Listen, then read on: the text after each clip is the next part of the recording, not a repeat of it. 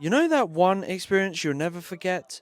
Well, this is mine. I was in Hurricane Fiona. Yes, I was in Hurricane Fiona in the Dominican Republic, and it was absolutely insane. And this drink actually was called the Hurricane. It was super yummy. But this is me out waiting for the storm to arrive. And oh boy, did it arrive! It arrived in full force.